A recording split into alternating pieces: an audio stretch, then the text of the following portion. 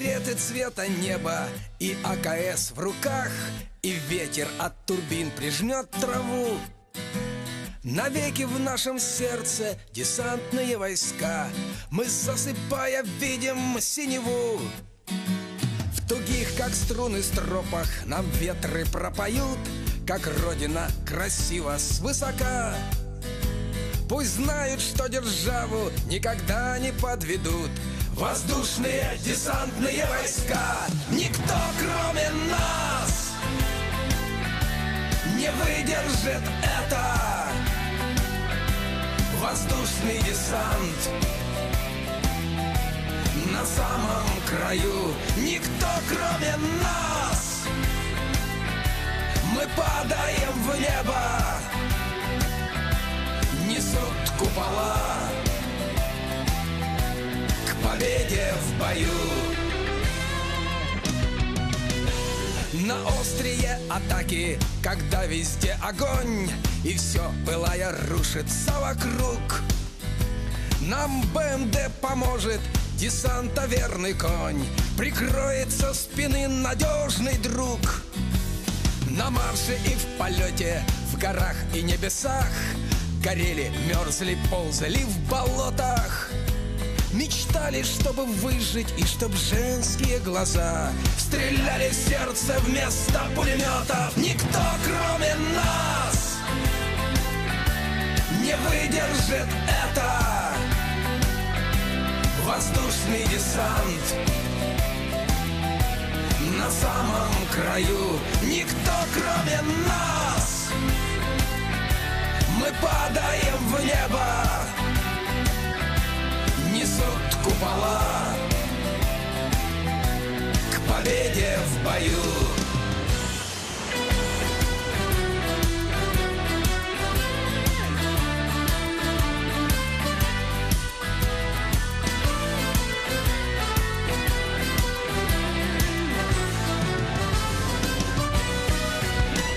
Когда-нибудь приснятся туманы под крылом и купол, шелестящий по траве. Захочется собраться и, вспомнив о былом, поднять бокал во славу ВДВ. Никто, кроме нас, не выдержит это. Воздушный десант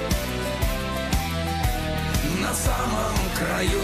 Никто, кроме нас. Мы падаем в небо, несут купола к победе в бою.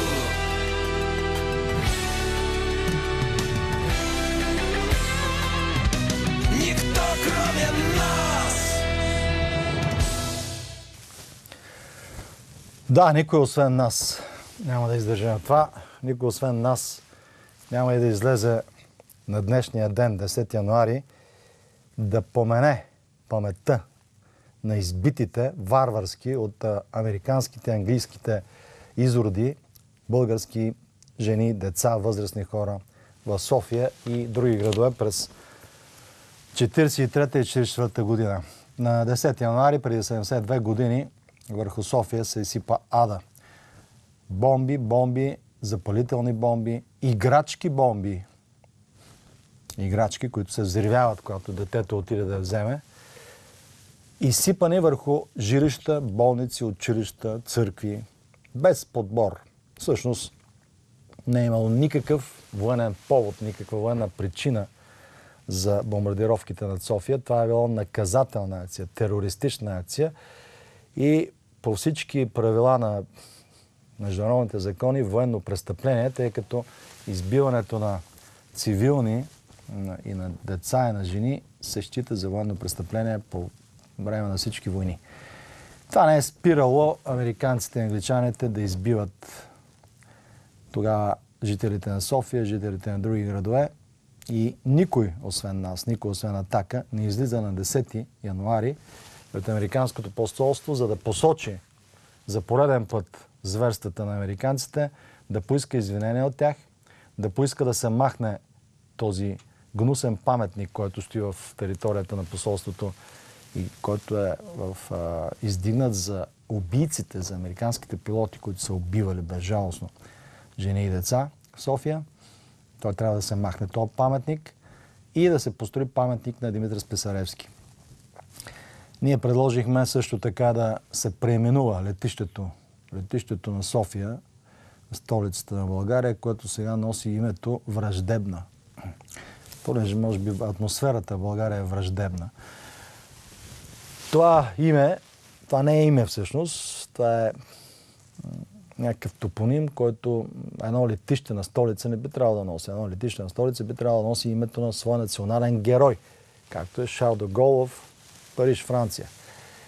Затова ние предлагаме летището в София да носи името на Димитър Списаревски, българския герой, който загина, защитавайки родното небе през декември 1943 година.